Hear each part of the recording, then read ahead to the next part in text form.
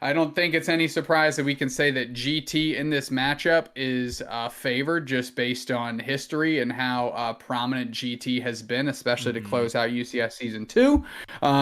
So, let's just lay it all out there. Let's see where they end up. Now, they're going Umbreon and Inteleon. So they're going to get a Lapras first pick, and that's absolute banana lands. So GT's feeling good right out of the gate. And now Yeah. first picks looks undeniably strong. Yeah, it's interesting too because I would say EggNoob, out of all the like tanks I can think of, like top level defender players in my head, they're one of the ones that are most willing to kind of go off the beaten path in terms of meta tanks and play some wacky wild stuff. But I mean, if you give them the best option, they're gonna grab the best option. Speaking of which, though, Mewtwo 100 definitely not late to the table in that regard, running the Zacian Leafeon on their side. Bastion Leafeon, no slouches, and now we've got Lapras isn't going to be on EggNoob, right? Mm-hmm. It's Yep. going to be on literally any other human on the team. Slowbro's nasty, Blissy's nasty, Trevenant not bad.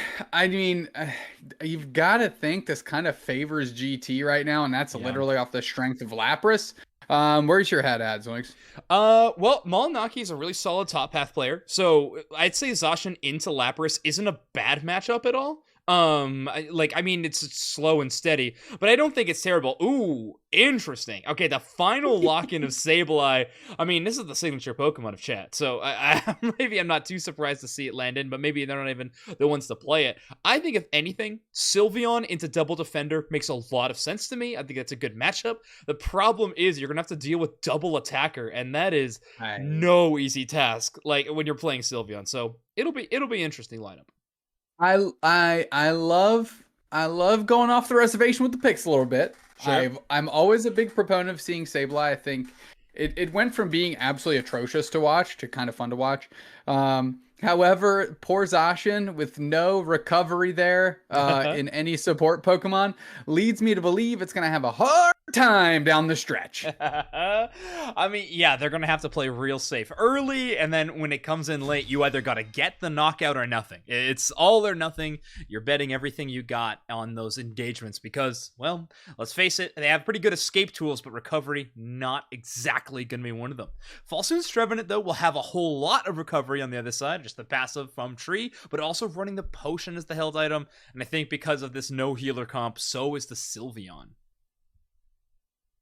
Yeah, they're going to have to. They're going to have to if they want to have any sort of sustain here. And you mentioned how strong Mhalinaqi is in the top path, but across the way is OG, Yeah. which is no slouch either. So I have to say, just on the draft screen, I'm leaning GT, especially with no healing factor on the side of Mew Psycho. Yeah. But listen, there's always gamers pressing the buttons and schmooving on the sticks. So anything can happen out here in the Skyrim. Absolutely. I mean, they have options to work with. Chad already on the invade, a pretty good start. Black's running that Gardevoir triple stage evolution. Does get the evolution at 8, but making it a little bit harder is not something that Chad is going to be wanting to give up too easily.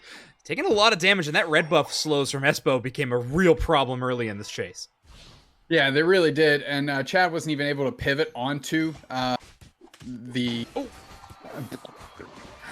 Okay, Espo getting to the K opener in this one. Yeah, I mean, not even able to pivot onto the buff was TheeeChad, right? They were just kind of getting in the Ralts' face, trying to give static to Black, and it didn't quite pan out that way. So all of a sudden, you've already got a level 4 Blissey ready to go to work, matching the pace of the other side, and OG's level 5, 3. Wow, I can't read numbers. So, I mean, all in all, was that a successful invade? I posit that it was not. Now, yeah, I think in the end, you definitely would have want more value, maybe in game number 2. Now, this first bird fight is going to be interesting. A lot of damage up from Black and a late engagement from Mew Psycho. They chase down the knockup. Mhalinaqi trying to chase down Black, but comes up a little bit short. Now you have to deal with OG's Perish Song.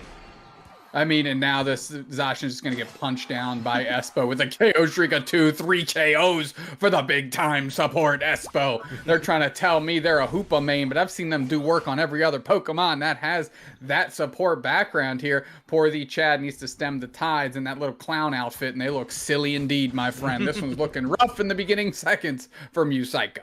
Yeah, they're having a tough time going up against this formidable squad like GT. It's so funny to see Espo playing, I mean, this aggressively on the Blissey, but it's just because they can. There's no real damage threat on the other side yet from Mewtwo 100. They haven't hit those levels, but I feel like every KO Espo gets, he's just yelling at his team that he doesn't need to run EXP share anymore. Like, see? Let me put the stacking items on. I promise I'll make it work. Look at this big cutoff. Sylveon's down. Trevenant's down. Doesn't care how many potions you're carrying. You're getting buckled when it's a 5-on-1. And now tons of points are going in. This gold zone is not going to be long for this world. I don't think they care where TheeeChad and that Sableye is because GT's got a strategy and they're executing it right now. Yeah, full 5-player rotation on the bottom. And the reason they can get away with that is because no one from the side of Mewtwo 100 showed up to those middle 8-minute birds. So since no one's there, they know that they have vision on their top goal zone. They know the only players that are at that bottom tier. They know they can take them in a 5-on-3 or 5-on-2 fight. They're absolutely going to make that rotation. Having the aggressive push, they actually force Black all the way back to their home goal zone, but just a little bit shy of that KO. Yeah, but now that Espo is so big, they can step up and defend, and they're doing a great job here. OG with a heck of a rotation as well, trying to catch some with the Perish Song. TheeeChad skates out. But really, I mean, you'd think Mewtwo would be able to do damage on the scoreboard at least with 5 players in the bottom path, but they couldn't even close out that top goal zone, and GT still holding on to the lead. Basement Reggie's here, and GT is looking for it as they're bubbling out all of Mewtwo. Falsoon's looking for a way in, but they get Egg Bomb wood hammered, and now they're going to pivot real quick, blocked out by the wall. Stockings on their signature character, Mew. Of course, Leafeon 2 steps out, but it's Stockings clutching it out for the team. Doesn't really matter who's there. They're putting the pressure on Trevenant, gets low again. Is the boosted auto follow-up going to be there? That's a big question mark. No. Mewtwo pivots, and meanwhile, OG stuck up top. Yeah, I mean, they're running the stacking item, so I don't think they're too worried about remaining up there, but the Registeel going over to Stockings is huge in that situation. I actually started doubting when Mewtwo's Leafeon got real up close and personal. They KO Black, certainly, and they were even able to dodge the Gardevoir Unite that was put right on top of them. So, nice mechanics from Chimi, and they're going to secure the Leafeon, or the Regieleki, but they do go down in turn. Yeah, I mean, and that's fine for GT, right? They gave the time that they needed for OG to stack a little bit. They're going to be able to catch this thing fairly easily as long as TheeeChad doesn't cause too much crazy static. Mhalinaqi getting some good birds in the middle, but they're actually looking to counter push. They don't care about this Regieleki. They see that they have a 3-on-1. Little Ice Beam coming through. Shimi's back up for the action. 2-step on top of Black, and they are brought down to 1 HP. That was a very quick Bliss Assist to keep them going. So now the push is going. Look at everybody scoring. Mhalinaqi can't even go in. They're waiting for those stickers to go down. And now that the Flux Zone is gone, GT could push, but they elect not to. Nice little support role there by Espo to get that Bliss Assistance down, so Black stays standing. I like that macro call as well from GT. I mean, normally, I'd say Zacian is a pretty incredible goal zone defender with those boosted Sacred Sword attacks. However, if you looked at Zacian goes down again, but as you look at that Pokemon, it only had 5 Eos energy in pocket. So they know they can make that aggressive take when they don't really have an option to use those boosted attack moves that they have access to.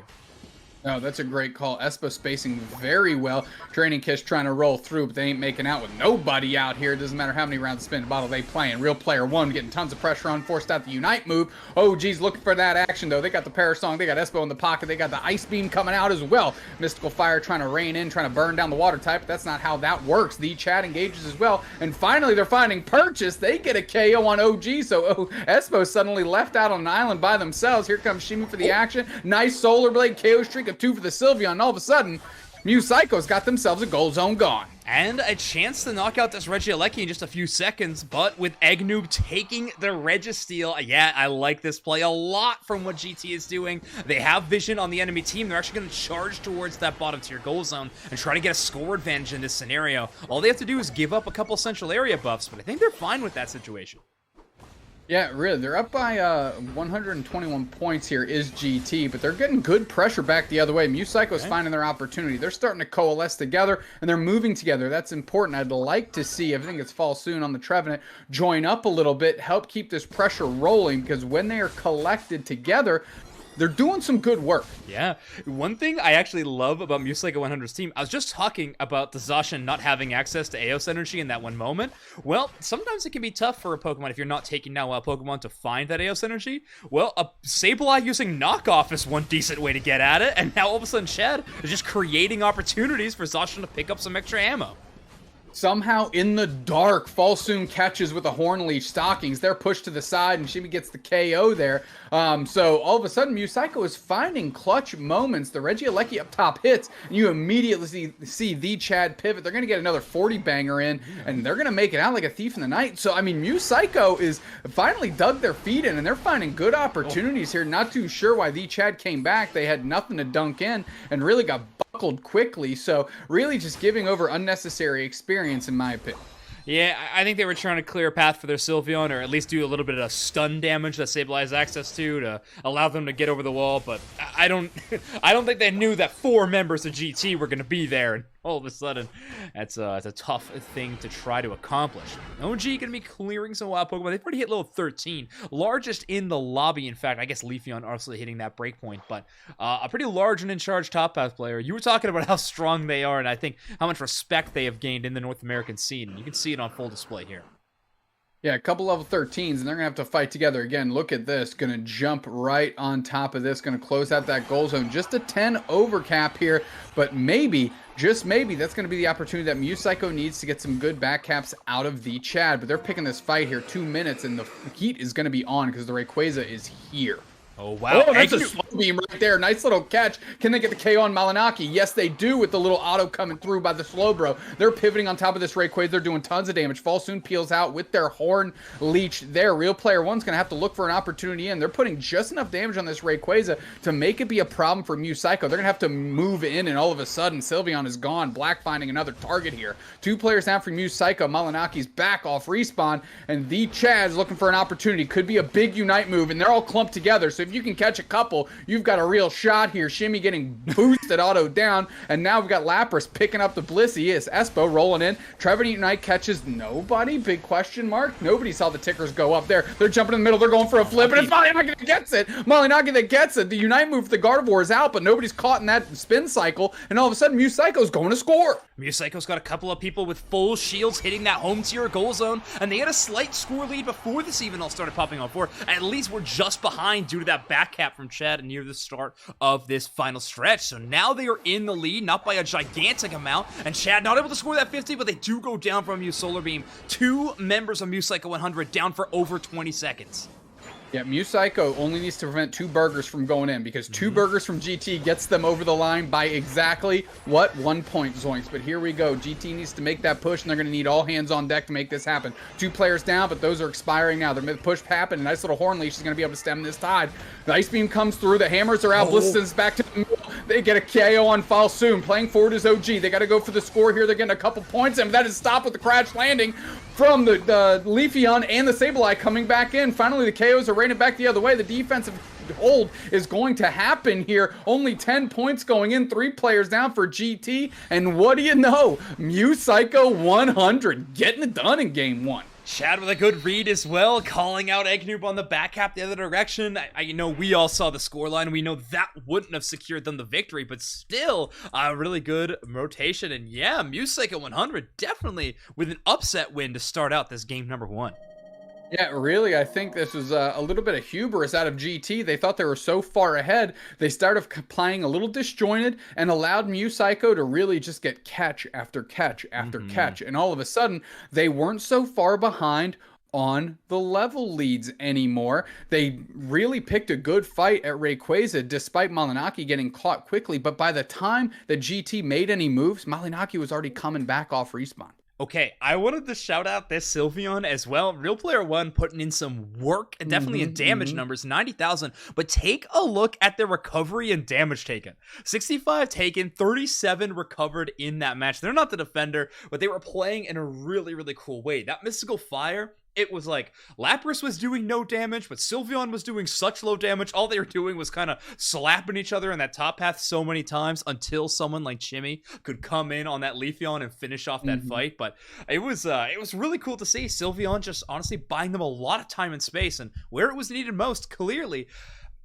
Yeah, we have some more to talk about in that final fight for sure as well. Why GT had no one in that pit anymore, why they were 4-player chasing down the Sableye.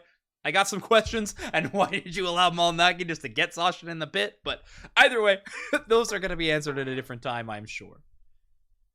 I don't think there is a good answer. I think if you were ask anybody on GT why that happened, they'd go like clearly they were scatterbrained and did not kind of come back together to what their game plan was. Really, they had such a huge lead in the beginning, and I mean it was gargantuan. Yeah. And they hemorrhaged it right back into the hands. I mean, all of a sudden, you had 4 players from Mew Psycho moving, and it was just like every time GT would step up, one player would get buckled by 4. Who's next? And they did it over and over again. I mean, you saw the Sylveon get KO streaks of 2, Leafeon get KO streaks of 2. I mean, Mhalinaqi stepped up and was in the blender there, putting everybody down at the same time. It was a good adjustment by Mew Psycho. You got to give him credit. Yeah, absolutely. And because of the rules of our tournament, by the way, if anyone is unaware, we are now switching draft sides because GT has elected second pick. So they are actually going to be moving over to the other side. Yeah, that's another level of criminal activity from game 1. No Hoopa. Like, I don't understand why people are not choosing this Pokemon. It is absolutely insane. It is nasty. And you had OG, right? OG is not going to get as much benefit from a Blissey as they can from a Hoopa. That's just my personal opinion. The resets, it's almost never going to be knocked out of the reset hole. It's going to have enough HP to sustain the damage that gets shelled in when you're sitting on top of it, right? And really, it was the biggest thing they had on the map. So being able to play around it would have been huge. So yeah. We'll see where they end up. I mean, Mew Psycho really wants this Zacian, and they're going to lock it in first. And Teleon's gone. Lapras is gone. So now GT has less than stellar picks to go, given on how this game is textured out. Yeah, that's true. They are hovering the Hoopa, though. What you wanted to see from them last game, they definitely have their eye on that Pokemon in particular. EggNoob hovering the Umbreon as well. Obviously, that is one that Mew Psycho has elected to give up. But it looks like GT wants to secure the Leafeon and Umbreon. That's 2 evolutions in. Man, we really haven't seen Glaceon in a minute. That being said, okay, yeah. I feel like that's the only evolution we haven't seen in the competitive zeitgeist in a little bit, but... Leafeon secured for honestly Stockings or OG. Either one can play it really well, so wouldn't be surprised if it goes either direction. Oh man, I just what are you doing?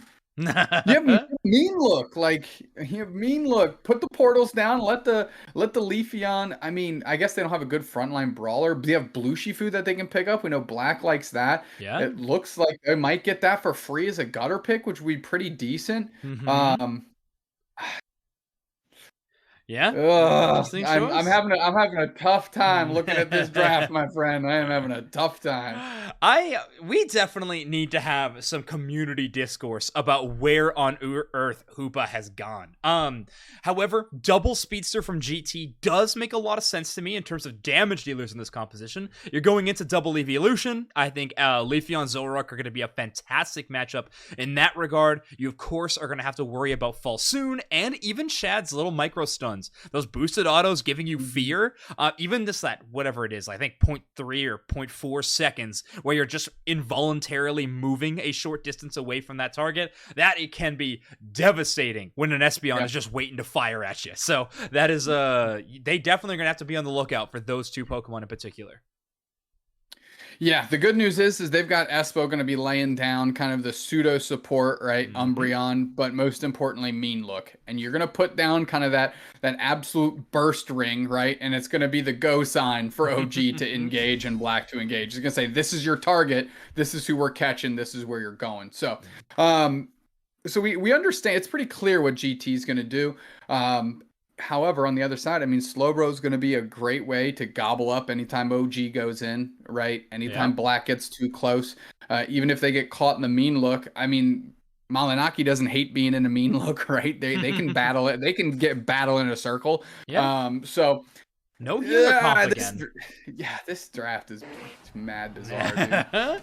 It's definitely wacky and wild. I think the Sableye proved its worth in the late game, surprisingly. Last game from Mewtwo 100, which you don't often see, but maybe it was just GT having a bit of an off game in those final moments. Either way, Mewtwo 100, for everyone's reminder, is in a game advantage state against GT right now. Of course, the stakes are if they win this game, they play our winners match. That'll be happening very shortly after our next one, of course, and playing against the winner of Cursed Team or YouTube. So, pretty solid opponent on the other side as well. Quickly gobbled up is the Zorua for the K opener going to the hands of Mewtwo, and that's exactly where Mhalinaqi wants to be. Fading the Solar Blade is a great start, as Chimi's already up here as well, doing great on these evolutions here. Leafeon last time, Espeon this time, dodging another Solar Blade, no questions. And is that stored power? Is that what I'm seeing here, Zoinks?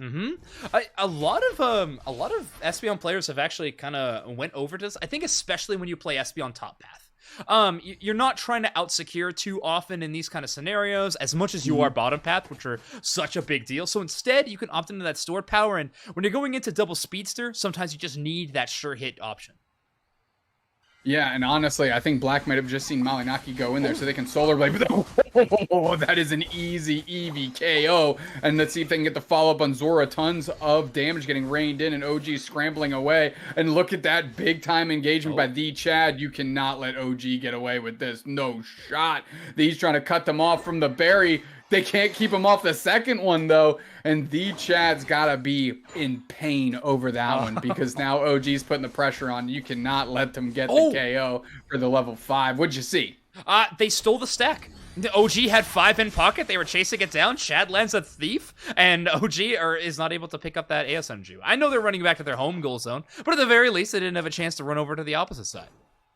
Yeah, and the fact that they haven't ticked over is not a great sign for old OG. They are not used to being level 4 at 2 minutes into the game. That is crazy. Yeah, that little, I want to call it a set play. We don't talk about that too often in Unite, but it's just a really nice 3-player combo to stun down the enemy evolution. I mean, you would Espeon to kick it off, and there we go. Black's on the board.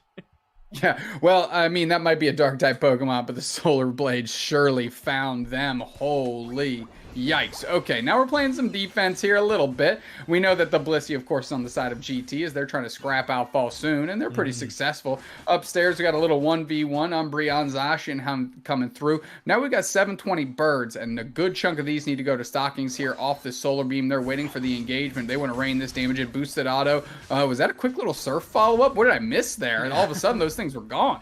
Yeah, I mean, 4 players for the side of Mewtwo 100 down here, so they're definitely going to be eliminated quick, and I really like this build that Chad is playing with the Sableye as well. I mean, no Confuse Ray. We are running Knockoff and the Feint Attack. So we are playing with wards in our game of Pokemon Unite. Quite exciting. And wow, Chad survives on basically a prayer, 1 HP, as they try to chase down OG, who makes it out yet again. Shout out Crunchus in the 1 HP in a Dream contest. I feel like we already have a few entries for that regard. Yeah, and unfortunately, 1 HP in a Dream is not our Twitch broadcast right now because that thing has just fallen apart on us. So we're going to have to maybe reset that, which is a bummer. Right. Ooh, okay, I like that little Scald eject button combo from Falsoon to really get the job done, and Stockings steals the Reg Ice again. So a 2 for 2 in first Reggies in bot path, Stockings securing them in game after game. However, good news for Mewtwo 100, that Regieleki did hit top goal zone. Ooh. Well, that's what I like to hear. Our Twitch is back up. If you close out the tab and reload it up, you should be good. Here we go. Now, tons of scores going back the other way here. Half the screens where it's half the people lost their screens. Zoinks. That's what I was talking about here. Zoroark peeling back. GT down by 40. Mewtwo looking good. And that's the thing with a Sableye-based comp, right, Zoinks? Sableye is very, very good at scoring, cheeky scores all game long. And if you let Mewtwo get this far ahead and kind of keep parity with levels, then the late game becomes a really bizarre contest between Sableye scoring and you trying to get the objective, but also keeping the Mewtwo team off of that objective at the same time. Nice KO onto OG here. 3 level 10s on their side, but Mhalinaqi's keeping pace. Yeah, Mhalinaqi doing really, really well in the top path. I mean, we have a goal zone broken up there already, a very big change up from that first game. Chad trying to interrupt a solar beam through light screen combination, and ooh, the communication not quite there in time to save Chad. No, not quite. Nice little solar beam, tons of damage on Falsoon, but there's no real follow-up here. They're just scrapping over these wild Pokemon, and collateral damage is nice when you can get it. Moving through, though, Black's looking for a flank. They're going to go for the back door. GT's moving together here. They're isolating this unit down. Can they get a good mean look? That's what we're going to be looking here for. Stockings sees their target. 2 players get hit by that solar beam. Solar Blade follows in suit just shortly, but this Reggie's on, and these players are trying to scrap. Mhalinaqi jumps right into the middle. Tons of damage getting rained in. Bliss Assistance tries to find their target. Umbreon picks it up. Peeling back is EggNoob, I believe, and now all of a sudden Solar Beam coming through, and GT gets their little push stymied. Yeah, they do, but they do have positioning. Topside is over to Mewtwo 100. If they allow Mhalinaqi in again, it could be devastating. Real Player 1 certainly the onsetter at the moment, but no space gained, and OG is able to KO Mhalinaqi in the backline. Yeah, and that's exactly where they want to be. Now they're trying to find the back door, but they're KO'd by Chimi. Two-step comes out. Espeon Unite right in tandem here. Slow Beam as well. All of a sudden, 3 players down for GT, and it's just Stockings using their Unite move. They're going to try and secure anything? Big question mark. There is secure. 2 KOs. Bang. Line them up. Take them both out. Now the engage back the other way is happening, and they get sorted out very quickly. Everybody's getting buckled as the Regice. Nah, I mean, the Blissey got credit for that. That was the Regice getting the job done there for the squad. All of a sudden, this thing's coming through. It's freaking EggNoob that secures it. What are we watching out here, dude? All that remains at the end of that team fight were the 2 supports. That was hilarious. It was just Sableye versus Blissey in a duel, and unfortunately, it looks like there was a Blissey securing it. They had a 3-player extra advantage near the end, so not the true 1v1 that Chad maybe desired. Either way, GT back on the board in a major way. I think that Reggie fight is going to give them a huge advantage in terms of experience, of course, but now they got a lot of momentum in their sails again. Mhalinaqi, though, having a great eject button KO. Yeah, those sails got a couple holes punched in them real quick as Malinaki's putting the mean look, but they're fighting very well in that arena as they're a gladiator here, Zoinks. And all of a sudden, TheeeChad's putting the pressure on and they get trapped in the mean look, but it doesn't matter because Real Player 1 didn't, and Real Player 1 got themselves a KO. Wow, Mewtwo 100 are winning a lot of these little skirmish engagements, and even better, they're running these evolutions, so they're not too worried about Unite move timers. They'll be able to get those in no time at all. We're headed to the final stretch in just about 30 seconds, but the great thing for GT is how large their level lead is. Over 100 points in this scenario. They're going to have a pretty good advantage headed into our final 2 minutes. Problem is, Regieleki is tromping towards their second tier goal zone on the top side. Yep, and if that hits, that's going to be an easy score for TheeeChad to get there. You can see them peppering around those dummy AOS energies, the little poopy turds out there, as Ender likes to call them. They're pooping all over the place. All of a sudden, you immediately see TheeeChad peeling to get that 80 banger in, and that's going to put this thing at a 9-point differential. The problem is if they get caught, they're going to have a real hard time. Even close out for them, and they're trying to start this fight right now. Mhalinaqi's in the middle. They're trying to rip this thing on the map. EggNoob is taking tons of damage. Espeon caught in the Unite move, and they're pushing forward. All of a sudden, EggNoob goes back the other way. There's 4 players down for Mewtwo in an absolute heartbeat. Just as Sylveon stands, and I smell an ace on the horizon, Zoinks, because they're trying to stay in the pocket, but that is not going to work out for them, and that is an ace very quickly. Does GT take that thing down? And now we're going to see that scoreboard get real high. Yeah, Hundo Burgers are on the menu for GT. They take a really solid team fight. They take down the enemies one by one, really doing what their double speedster composition wants to accomplish. Coordinated small attacks against squishier targets. They land all of those, and they did it while defending a back cap scenario, which I think is one of the more impressive feats they were able to do. Both OG and Black rotated to defend that goal zone. They were able to get the KO and come around and join the team fight on the other side. Yeah, well, that's the thing about Sableye. If it's caught, it's very easy to deal with. So you're not even wasting a lot of time picking up that KO. But just having them not on the map, not able to use their Unite move for any sort of value, which of course can cause insane traffic when you're trying to take that objective, is incredibly important. Now, Real Player 1 and Mhalinaqi looking for an opportunity here. They got 30 seconds, but that is a 400-point divide that they need to cross here. And OG's ready for the engage as they put their 9 points in. And Mhalinaqi quickly sorts them out. But picking up the energy is GT, making sure that they don't have enough in pocket to close that thing out. Nice mean look on Mhalinaqi is going to be the last thing that this team needs to clean up the trash on the street, as they can go in and score, but it doesn't matter no more. Nope, not at all. 30 points in from the Slowbro, and as our clock ticks down to the end, we have a tie game for our first matchup of the night. 1-1 between Mewtwo X and GT. Never will we get out of here on time zoinks. Everything's going to game 3s and Unite Mike's Mayhem, because this thing, as usual, delivers every time.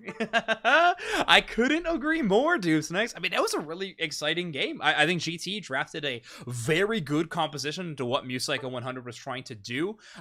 Chad's feint attack with those, those poopy turds, as we like to call them, that are vision gainers for your team, were placed really aggressively on GT, like placed in the opposite bushes in those 2 corridors, which... in that scenario, I actually kind of would have liked them to be a bit more defensive, try to catch out flanks from either Black or OG. But either way, in that final scenario, it just all comes down to a bit of a flip race scenario. I think they decided Zoroark and Leafeon being away, defending that goal zone, was the time that they wanted to try to flip it. But, well...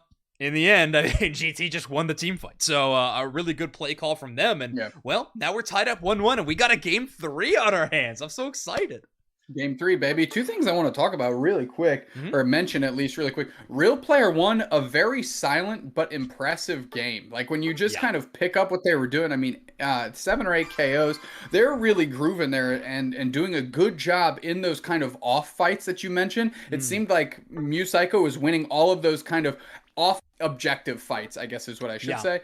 And a key component of that was Real Player 1. Yes, Mhalinaqi was in there quite a bit, but when Mhalinaqi wasn't there, it was Real Player 1 stepping up and delivering for that team, making sure they could keep pace. And that's the thing with Sableye. When it's never really fighting with you, you're not getting the type of HP support that your team needs in certain situations. You have to find other ways to gain experience, and they were taking good, scrappy fights. Another thing I want to notice is GT was doing a great job taking that dummy Aos energy off the map. We'd actually see, like, OG had full HP, they'd zip back and just run right into him just to start clearing that out whenever they had the safe opportunity to. And that's kind of a not that it's particularly difficult or like giga brain, but it's just it's an easy thing to lose sight of throughout the track of a game with all the other things going on. But GT staying on top of that really helped mitigate that vision and, of course, limit the impact that Sableye can have on a game.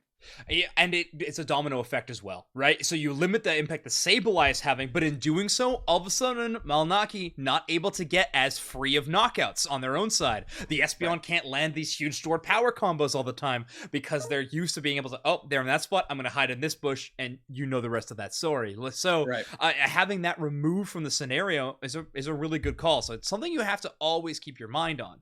Now, one thing that I think GT did have scoped out of Mewtwo X going into that game number 2 was they knew the Sableye and the no healer comp was going to exist, so that's why they made that play call to go double speedster. Now, we're going to be going into an interesting scenario. Mewtwo X did decide to be on first pick position again, so we're going to see kind of the same draft size as we did in game number 2. They want that first spot. I think they just want the Zacian. They know that that's Mhalinaqi's probably their best Pokemon, so they want to make sure that they have that option. However, I mean, GT made a few good play calls. They went double speedster. They also went with a central area Pokemon that didn't need as much level scaling because they know they're going to be just invaded off cooldown. If I'm GT, I am not banning Inteleon or Lapras, and I'm seeing if I can get 2 on the hop. Ooh, because interesting. Because because if you force Mewtwo into Lapras, you can deal with that with a decent strategy, right? I mean, Lapras is incredibly strong. I don't doubt that. But GT you know, you already know Mew Psycho wants that Pokemon, right? So put him in a weird spot to either take Zacian, which is clearly where Mhalinaqi wants to be, or force him into Lapras, which honestly might be a little bit rougher for Mew Psycho to execute on. So I think GT would have had a good opportunity there, but, you know, we're just kind of playing in the weeds. Leafeon and Umbreon selected again. These evolutions have been great. Incredible. So I wouldn't be surprised if we see, you know, another pair of them jump on the side of Mew Psycho, because they look good for them too. Are we just gonna see duplicate drafts? Like, honestly, with the repeat of sides, I mean, I don't think Mewtwo 100 was too upset about what their composition was able to accomplish. We might honestly see the run back, and I don't think GT's gonna try anything spicy. This match is tied up 1-1. They obviously know that this is a formidable opponent, but that being said, Chad, time to find a new path. The Sableye has been taken from out beneath you. I mean, you gotta love that. I'll tell you what, if Blissey is still up, you take Blissey again. You take Blissey. You need to. I would grab Blissey in a heartbeat right now. Really? I don't have think enough damage. I don't think Mew Psycho I don't think it matters. I mean, you've got Leafeon, and you can have like Snarl Umbreon. Yeah, like, I was gonna say you probably play Brawl Umbreon if you take Blissey in that scenario. But okay, I'm gonna go with this. I would have loved that. I mean, do you have enough damage? No, but does Mew Psycho? Not really. Like, yeah. I mean, no, it's not bad. So I guess the question is, what does Sableye even do in that scenario? I guess is exactly. Well, maybe Espo's already got that answer, or he's already been questioned that by his teammates. One of the two has occurred in this scenario. Either way, I'm excited to see it pop up. Espo's Sableye is something I haven't seen in many moons. Dupes next. It's gonna be an exciting turn of events. Now, Chad, no stranger to the Eldegoss either, but I will say, the fact that Eldegoss is here, in general, quite the surprise. Yeah. I mean, I'm just looking at this. I'm like, where's Hoopa? What are we doing out here, dude?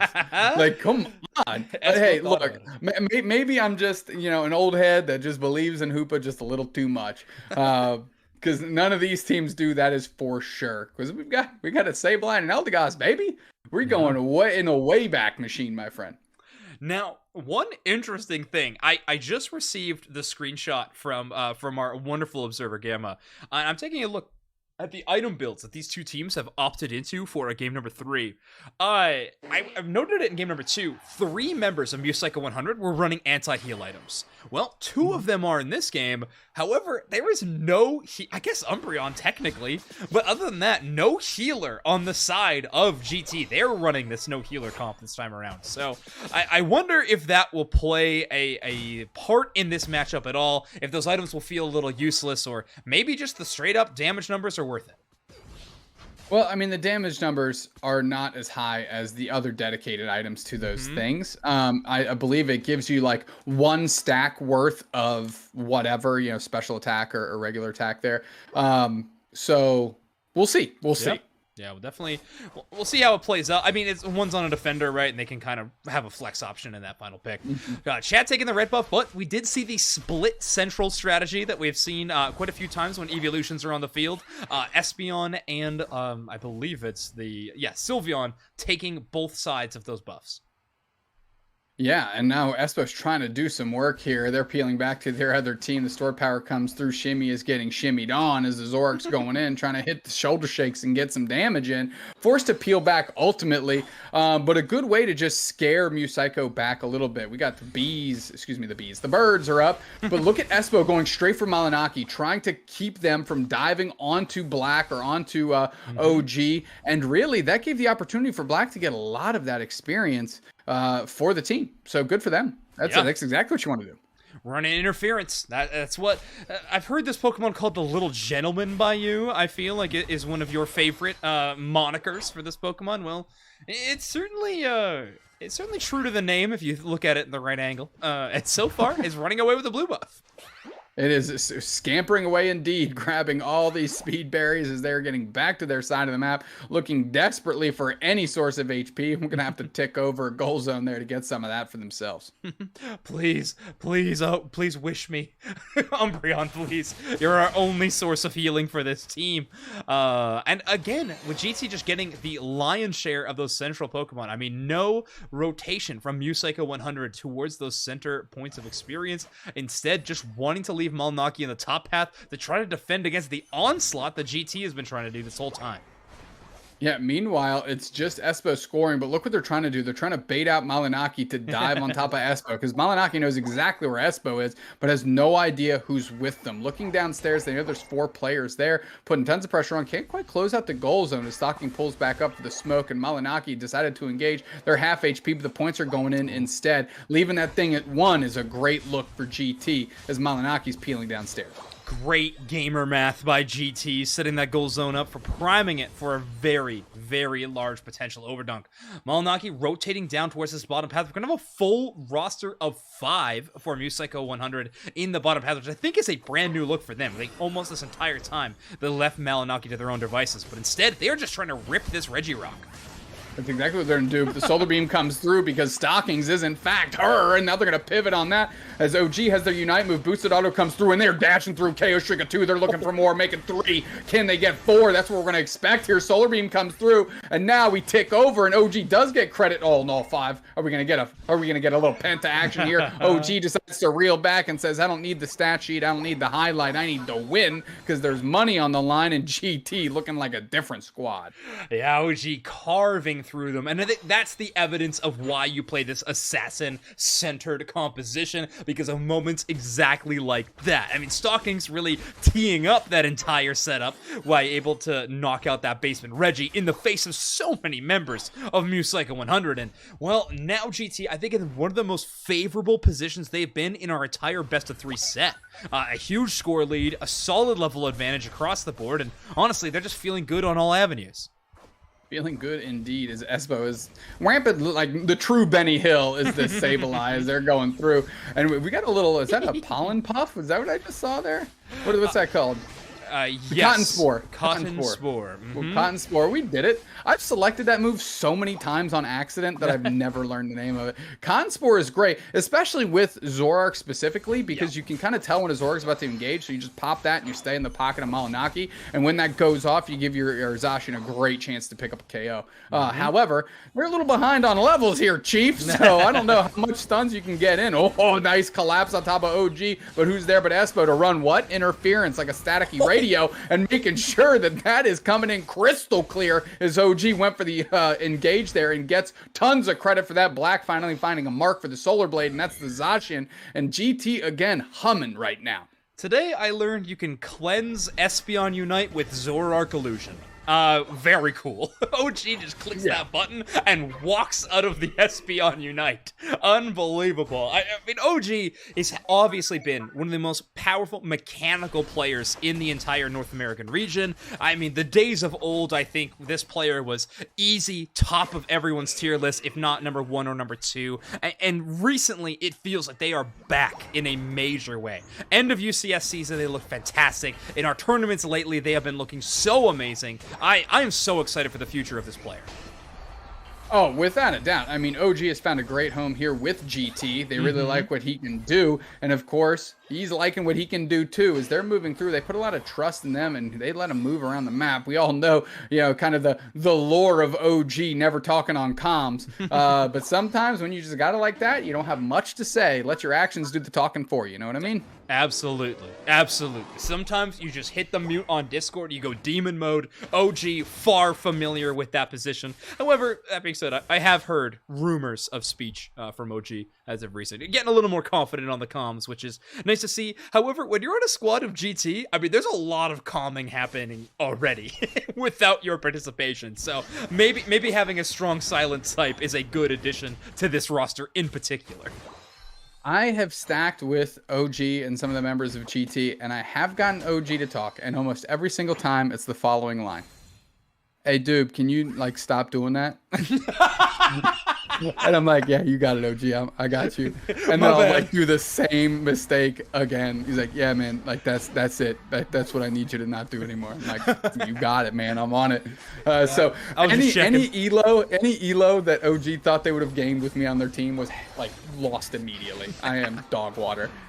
Well, we have been holding no secrets in that regard for both of us. However, Mhalinaqi clearing away GT, and a bit of a resurgence from Mewtwo 100. They did let the Regieleki land in their tier 2, but no one in position from GT to really capitalize, so that we'll just be scoring 20 and a pretty big push into the top path.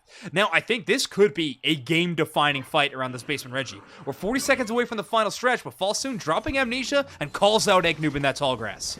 Yeah, they put down the mean look, but that's not the target that GT wants, right? That's why OG didn't go in there. They're waiting for the next one, and there they go. That's the one they want. That's the one they get. Sylveon is down, and now they're trying to pivot. Nice little scald there on Espo, forcing them out, but now the Regirock might leash here. Oh, Black caught out in deep water, but they're able to make it back. The little life preserver action. Stockings always there for the save, and now Mewtwo peels back. We've got 5 seconds till a Rayquaza, baby, and this is game 3. Good Spidey sense from Mewtwo 100. They sensed that Solar Beam from Stockings was not it, and they were correct when a Solar Blade Leafeon jumped out of the tall grass and attempted to capitalize on the Espeon. Mewtwo 100 turned heel and ran before they could be executed in that little combo play. So good instincts by Mewtwo 100. However, those are going to need to continue. They're down by quite a few points here in our final stretch. Yeah, you can actually see Espo playing a very different Sableye here, just trying to get vision, not really making a play to score, whereas TheeeChad went for scores immediately when Rayquaza hit the map. And they're trying to get OG into the back line here, a nice little flank. We've got the mean look coming in. Cotton crashes out early. That might be able to deal some damage. It did not heal much of anything right there, Zoinks. That might be the difference. Sableye caught immediately, but that's a fine target if you're GT. You got to pivot on that, and you got to find your engagement. Nice little slow beam onto Stockings. They find their target. Mhalinaqi gets the KO. Espeon Unite is back the other way. 3 players after GT. They're pivoting hard, and OG is caught in the mix of everybody. They use their Unite move, but it's evaporated immediately. It's just Espo standing, coming off respawn. The rip is on, and Mewtwo 100 gets themselves a Rayquaza, Zoinks. And you know what? They're going to deliver this stuff like Uber Eats on the doorstep. GT going to get some burgers shoved in their face. All 5 members boasting some Rayquaza shields right now as they are charging to score. Multiple scores happening in each tier goal zone. Amazing work so far by Mewtwo 100, and with 40 seconds left, I mean, Deus Ex, the writing is on the wall. Mewtwo 100 with an amazing start to tonight's Unite Mike's Mayhem, as they are going to be taking this set 2-1. Yeah, you know, that fight was 100% on Falsoon. I'm not going to lie to you. They went in, they got the great engagement, they locked down Stockings quickly, one of the most evasive Pokemon, and Mhalinaqi was there to close the door. And it was like GT could not recover. They had no idea how Stockings got caught there, and all of a sudden, Mewtwo 100 took an amazing team fight in game 3, a big time team win, and this is something they can hang their hat on. GT is a great team, and Mewtwo 100 finding a way to get it done, and it looks like Mhalinaqi on that Zacian is a recipe for success, but you have to tick the boxes all the way down. Yeah. Unbelievable from Mewtwo 100. I mean, GT fumbling a little bit in that first matchup, certainly, but in this third matchup, I think the outplay was there. One thing we don't talk about the evolutions too much is how good their Unites are at survivability, and I feel like Real Player 1 and Chimi timed their Unites so incredibly well to dodge those executes from both Black and OG. I can think about an exact moment in that final fight where Sylveon was able to leap sky high and dodge a Zoroark charge, and I can think of the same thing with Espeon when they're able to catch multiple targets. And well, I hope everybody was gambling responsibly with their channel points, because Mewtwo 100 are taking it 2-1. Monopoly.